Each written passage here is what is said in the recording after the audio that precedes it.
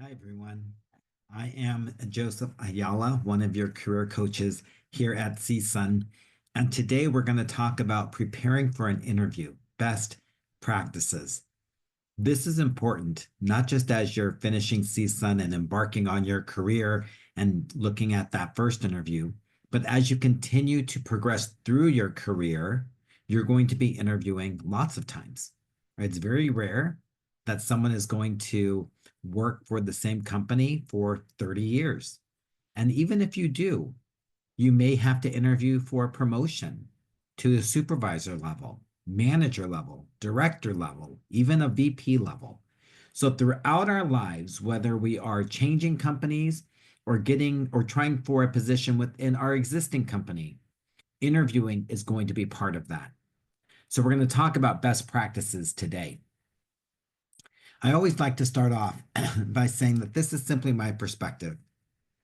If someone else was doing this presentation, they may have all different ideas. Some may be similar, some may be different.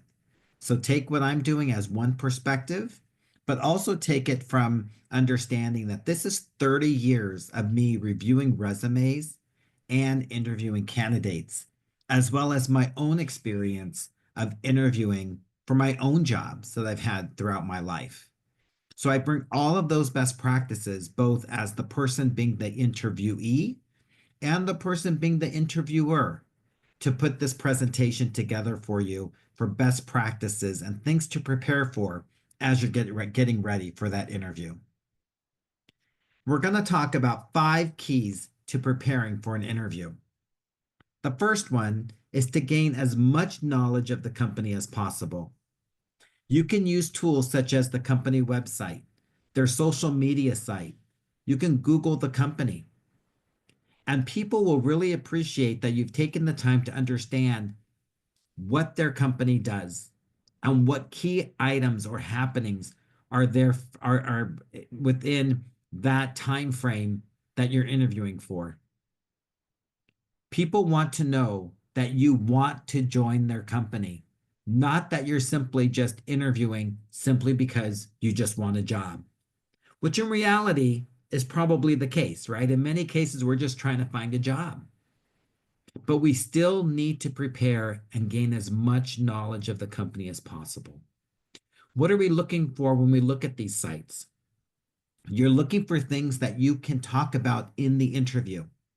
Maybe it's things like how well they're doing financially. You might find a press release that shows how the stock is doing for that company. So in the interview, when they say, why do you want to join the company?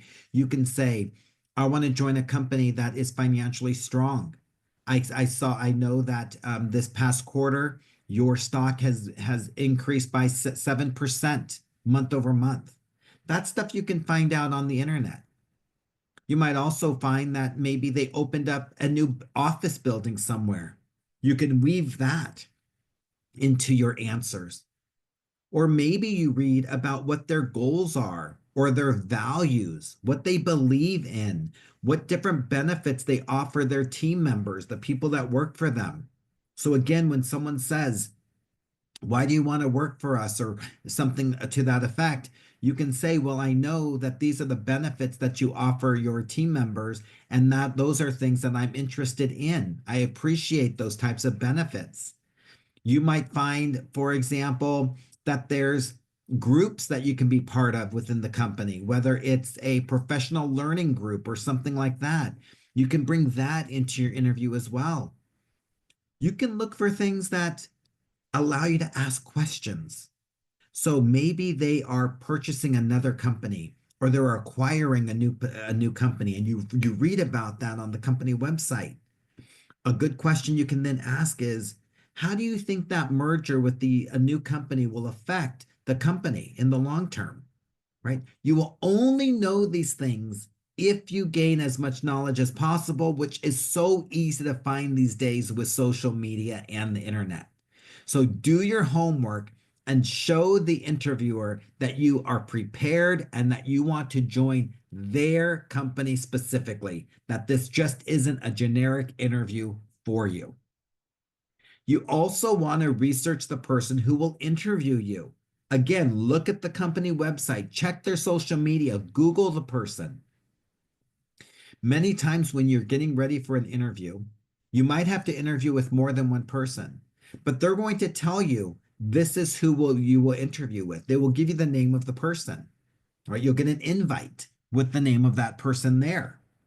Again, just as you're doing homework for the company and the research on the company, also look up the person you're going to interview with.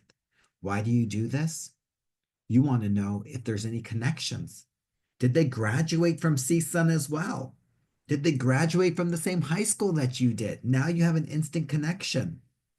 Look to see what other companies they might have worked for. Maybe you'll see that on their LinkedIn profile, they've only worked for the company for 6 months or a year. You can then say, I know that you've been with this current company for 6 months. What have you found to be the key things that you enjoy working for this company? What are those things that, or what are those things that drew you to taking a job with this company? Or maybe you've seen that they've been there for 10 years. You can say, I know you've been with the company for about 10 years. What are the three key reasons you would say you stay at the company? The three key benefits of that really, tell you that this is the place you want to be, right? So you're trying to find some key connections with the person that you can weave into the interview process. Again, it will show them that you're interested in the job and that you're well prepared. Know the details of the role you're applying for. Reread the job description and write out key facts and responsibilities. You want to make sure that you are understanding exactly the job that you're interviewing for and what the responsibilities are going to be. And then what you want to do is you can write those out. Let's say you write down the 5 key things that they are asking are going to be the main responsibilities for the job. You can write down those 5, and then right underneath it, you want to maybe put some key words that of how you meet that responsibility or role. Meaning, what experience do you have that prepares you for that specific area of expertise? Let's say, for example, one of the things that it says is that you will be responsible for social media. Write down that, responsible for social media. And then think to yourself, what experience do I have that matches this? Maybe I did social media for one of the student organizations that I was part of. I can put that down, right? So that's just a simple example. You may not meet all of the requirements of the job. There's going to be probably a lot listed on the job description. Pick out the ones that you already have experience in. So when the interviewer says, what interests you about the job, or why do you think you would be qualified for the job, or why do you want the job? You can easily say, because when I looked at the job description, here were 3 of the main responsibilities, 1, 2, 3. And my experience and give descriptions of how you meet each of those main responsibilities or key items in the job description. It will once again show the interviewer that your experience matches what they're looking for the candidate. Because you might be the most likable person in the world. You might be the smartest person in the world. But if you are not able to connect for the interviewer why you are the perfect person for that specific role, then it doesn't matter how nice you are. It doesn't matter how smart you are. At the end of the day, managers want to hire people who actually are interested and have the qualifications for the job that they are hiring for. So take the time, reread the job description, write out the key ones that you know that you can actually meet. And then next to each one, list how you're able to meet it based upon any previous experience that you have. And then you can weave that into the conversation. The other one is to review your experiences and strengths and weaknesses. Again, you're going to write them down, but you're going to also practice articulating the ideas to a friend. Make sure that they are relevant.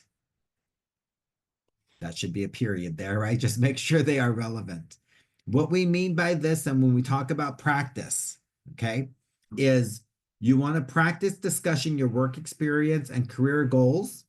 You can do it to yourself, but once again, it makes it more real if you have someone help you and act as the interviewer and you're the interviewee.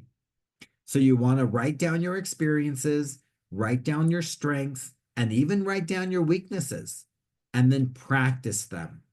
They don't have to be paragraphs long. These are key words that you want to remember. It's okay to have a weakness. All of us do. But what you want to do is frame it in a way that it shows that you've either have worked on that or have already turned that weakness into a strength by conquering it. Let me give you an example. Maybe you can say that one of your weaknesses, now make sure it applies to you. You might want to, here might be an example. Someone says, what's a weakness of yours? An example could be, one of the weaknesses I have found is that I took on a little too, I sometimes take on a little bit too much, and I always want to say yes because I don't want to disappoint people. But what I have found and what I have worked on is I'm able to now really think about when people ask me to do something, if I have the time to do it, if it's a priority for me, if I maybe suggest someone else to do it, and I've learned to say no. And by doing that, it allows me to stay focused on what's important and to get things done. So what you've done in that scenario is you've identified a weakness, answered their question, but also showed how it's no longer a weakness for you. You could say something like, well, I remember I was a little bit disorganized, with things that I had to get done. But what I've done to try and work on that is I'm now keeping a to-do list where I'm able to prioritize the things that are on that list so I make sure that I meet all of my commitments. It's something I'm still working on, but I'm much better at it than I was before, right? Again, you're answering the question and showing them how you're showing improvement for yourself. You want to practice all of this. Ask for feedback. Don't just do it as an exercise where your friend or a parent or someone else asks you the question.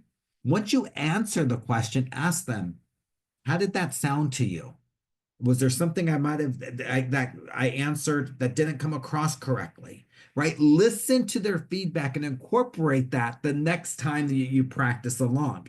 Just don't make it a question and answer exercise. Really make it a working exercise where you're learning from it so you're ready to go. It's just like anything. If you play baseball and you go to the batting cages the day before the game and you practice your swing and hitting the ball, when you go up to bat in the game, in your head, you're saying to yourself, oh, I got this. I just did this in batting practice. I hit pretty good. I practiced. I'm ready to go. It's not the first time I'm getting pitched to, right? And you're ready to go. You're ready to hit. By practicing before the interview in a real life scenario with someone actually asking the questions to you, when you now get in the interview, in your head, you're saying, this isn't so bad. I've been asked these questions before. I know how to answer these. I'm prepared. And you go up and you try and hit that home run. It's the same concept. So really take the time to practice. I've been in a lot of situations where I'm the interviewer, and it's very clear to me when someone is ready and prepared and when someone is just doing the interview for the sake of doing the interview and hoping they get a job, right? It's very clear to all of us. So take the time to do that. And have a few success stories ready to go. What are success stories? Think to yourself and ask yourself this question. What are the main accomplishments that I've had in my life personally? What are a few main accomplishments I've had in my life from a workplace perspective, professionally speaking? because I guarantee that I can't guarantee, but there's a high likelihood that one of the questions that is asked can be answered by one of your success stories. Let's say that one of your success stories was that you were the first person in your family to go to college and graduate. You're now going into that interview. They might simply ask, what do you think is one of your main accomplishments? And now you have the story. And you tell them the story. You just don't say that one sentence that I did. Tell them the story behind it, right? Really make them understand what it was like for you to be the first one to go to college, whether it was overcoming financial concerns, geographical concerns, housing concerns, to make that happen for you. Turn it into a success story. They might also ask, how do you define success? Use the same story. You already have that in your head, right? They might ask, can you explain a time where you've had to overcome an obstacle? You can use that same success story again. Now, what I'm not saying is you're going to use the same success story for every question they're answering. They ask you. What I am saying is on the screen, have a few success stories already in your head so that when they're asking questions, you can pull from your bank that you've already had in your head and now you bring it out, right? You're able to frame it because you're already prepared. Here are 5 practical things to know for a virtual interview. A lot of times, the interviews that you have are going to be done over the computer. And so you have to be ready to do that. The next thing we'll talk about is practical items for an in-person interview. But these days, as you know, you might get a mixture of both. So for a virtual interview, write your ideas and talking points down. It's okay to take notes into your interview. Tell the interviewer you have notes and organize them on your desk. How does this really work? Take all of the notes you have, whether it's notes about the company, whether it's questions that you want to ask about during the interview, whether it's your strengths, whether it's your weaknesses, whatever it might be. You don't have to memorize these things. Write them down, very legible, in a font size that you'll be able to easily see. Put them all around your desk, wherever. When I'm doing it, I might even tape them to a wall that's right behind the computer. I have things right on my desk in front of me. Remember, they cannot see your desk. They can't see what's on your desk. They can't see what's on your walls. So use your environment wisely. Put up all of the notes of where you can see them. And you can tell them you have notes. The way you do it as you start your interview is you can say something like, I wanted to really prepare for this interview, so I did take some notes. So if I'm looking down, it's simply because I might be referring to some of the notes based upon the homework that I did to prepare for the interview today, right? Doesn't that sound great? Right? It tells the interviewer that you prepared, that you did homework, that you did research, right? That you take notes. People like that you're organized. People like that. And a lot of times when I say that, the interviewer will say, that's totally fine. Just so you know, I'm taking notes too. So if I'm looking down, I'm paying attention, but I'm just taking some notes. So it's okay to let them know that. Don't be afraid. They're not expecting you to have everything in your head. Turn off your electronics, right? Silence any alarms, any notifications. You do not want any interruptions or things that might interrupt your focus, right? Just turn your phone off or even just put it on silent if you still want to at least do that. If the phone's on silent, typically they're not going to be able to hear anything that's going on. So if you're afraid or you want to be able to keep your phone on so you can check the time periodically, you can do that, but you don't want the phone to ring. You don't want an alarm to go off, right? So anything like that, you want to make sure and shut off the electronics. Set yourself up in a quiet place with no interruptions. Tell your family, tell your roommates, do not interrupt me for the next 30 minutes or the next 45 minutes, whatever amount of time the interview is scheduled for. And make sure you're in a location where you're going to have a good internet connection.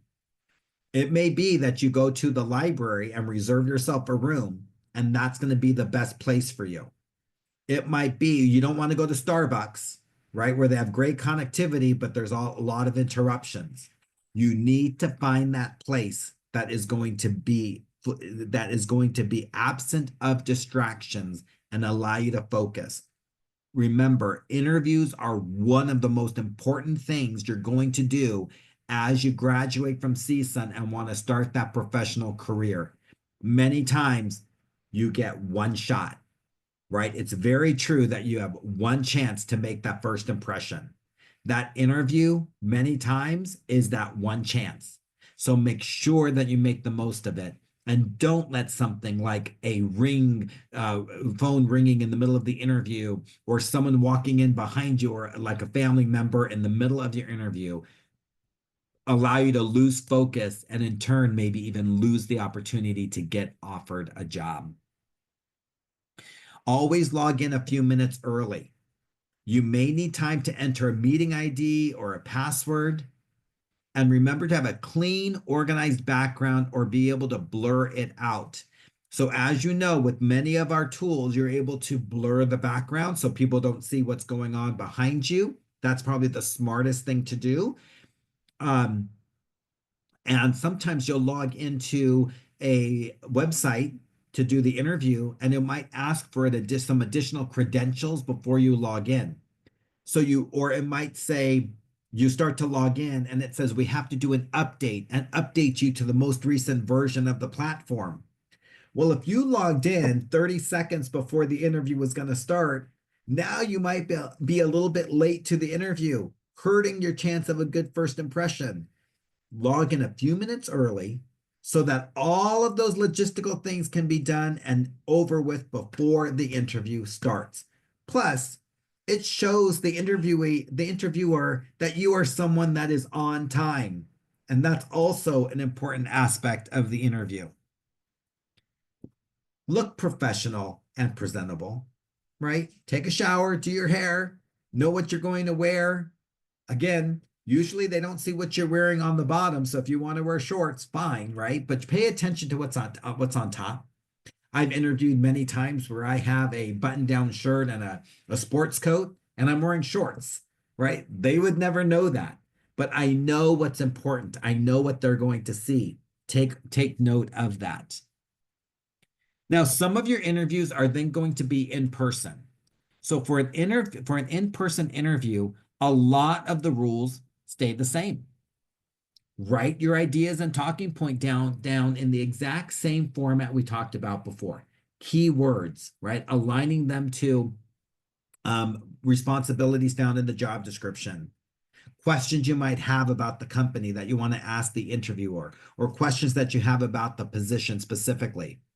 Now, unlike at home, where you can have things taped on the wall and everywhere, you need to be very organized. When I say organize them on your desk, organized in the desk in front of you where the interview takes place or on the table. You probably want to have a very nice notebook, maybe one that's a leather notebook, right? Not just a spiral notebook. And you want to make it easy to follow. What I like to do is I'll group them by category. So on one page, I might have questions that I want to ask like questions I'm going to ask the interviewer, and I have a list. Another one might be my strengths, and I have like keywords for them, right? Another one might be key responsibilities of the job, and I write them down. So, and I tell the interviewer, I do have some notes. I did do some homework to prepare for today because I wanted to do the best job possible. So just so you know, I might refer down to my notes in front of me, but that's just because I want to be able to refer back to what I had prepared. Again, it'll show that you're prepared. No one's going to knock you down points because you brought in notes, but you do want to make it look professional and organized and easy for you to be able to simply glance down at your book and know exactly what you're going to talk about next. Again, turn off your electronics.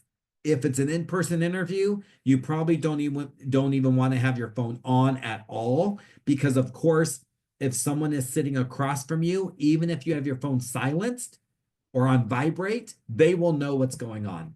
Leave it in the car. Maybe just leave. That's the best practice, is just leave it in the car. You don't need it when you're going in for the interview.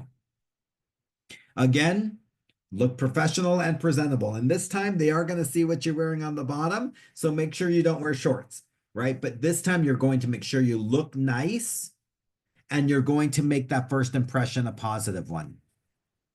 Have a positive attitude. Assume that anyone you encounter can influence the decision to hire you.